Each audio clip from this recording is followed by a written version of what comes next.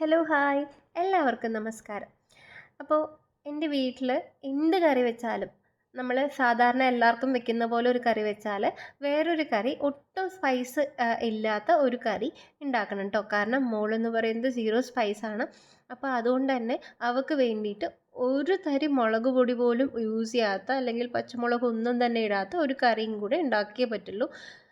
അതില്ലെങ്കിലും പുള്ളിക്കാരത്തി ഭക്ഷണം കഴിക്കും. പക്ഷേ അങ്ങനെ ഭക്ഷണം കഴിപ്പിക്കുന്നതിനോട് എനിക്ക് യാതൊരു തരത്തിലുള്ള ഇഷ്ടവുമില്ല. അതുകൊണ്ട് തന്നെ ഞാൻ ഭയങ്കര ഹെൽത്തി ആയിട്ടുള്ള ഒരു കറി കൂടെ അവൾക്ക് വേണ്ടി റെഡിയാക്കാറുണ്ട്.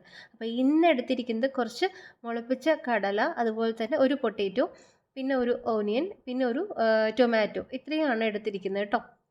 ഇതിലേക്ക് ആവശ്യത്തിന് വെള്ളം ചേർത്ത് ഉപ്പും മഞ്ഞൾപ്പൊടി ഇട്ട് വേവിക്കുക. ഇനി അതല്ലാത്ത പക്ഷം ഇതിൻ്റെ കൂടെ തന്നെ കുറച്ച് കൊറിയാണ്ടർ പൗഡറും അതുപോലെ തന്നെ കുറച്ച് ഗരം മസാലയും കൂടെ ചേർത്തിട്ട് നമുക്ക് വേവിക്കാം. അതല്ലെങ്കിൽ കടുക് താളിക്കുമ്പോൾ ഈ രണ്ട് പൊടികളും ചേർത്താലും മതി. അപ്പോൾ ഇതെല്ലാം വെച്ച് നമുക്ക് കുക്കർ അടച്ച് വയ്ക്കാം. വെയിറ്റ് ഇട്ട ശേഷം ഒരു 3 വിസിൽ കേട്ടോ.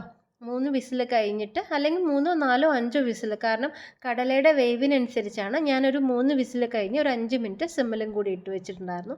അത് കഴിഞ്ഞ് നമ്മളൊരു ചീനച്ചട്ടിയിൽ കുറച്ച് നല്ലോണം തന്നെ വെളുത്തുള്ളിയും കറിവേപ്പിലയും ഇട്ടിട്ട് ഇതൊന്ന് കടുക് താളിക്കുകയാണ്. കാരണം വെളുത്തുള്ളി ഇടുമ്പോൾ എന്തെങ്കിലും ചെറിയ ഗ്യാസ്ട്രിക് ഇഷ്യൂസൊക്കെ ഉണ്ടെങ്കിൽ അവർക്ക് മാറിക്കിട്ടും. അതുപോലെ തന്നെ ഇതിൽ പെരിഞ്ജീരകമോ അല്ലെങ്കിൽ നോർമൽ ജീരകമൊക്കെ ഇട്ട് കൊടുക്കാവുന്നതാണ് കേട്ടോ. ഞാനിപ്പം അത് ഇട്ടിട്ടില്ല. ഇത് രണ്ടും മാത്രം ഇട്ടിട്ട് നമ്മൾ ഒന്ന് കടുക് താളിച്ചെടുക്കുക. അപ്പോൾ ഇതിലോട്ട് തന്നെ ഞാൻ ഇങ്ങനെ വഴറ്റിയ ശേഷം അതിലോട്ട് തന്നെ കറി ഇടാറാണ് പതിവ്. അപ്പോൾ നേരെ നമ്മളിപ്പോൾ ഉണ്ടാക്കി വെച്ചിരിക്കുന്ന കറി ഇതിലോട്ടിടുക. ഒരു 2-3 മിനിറ്റ് ഒന്ന് തളിച്ചാൽ മതിയാവും. അപ്പോഴേക്കും വെളുത്തുള്ളിയൊക്കെ നന്നായിട്ട് വഴണ്ട് വന്നിട്ടുണ്ടാവും. ഇനി ഇതിലോട്ട് ഈ കറി കൂട്ടുക കേട്ടോ.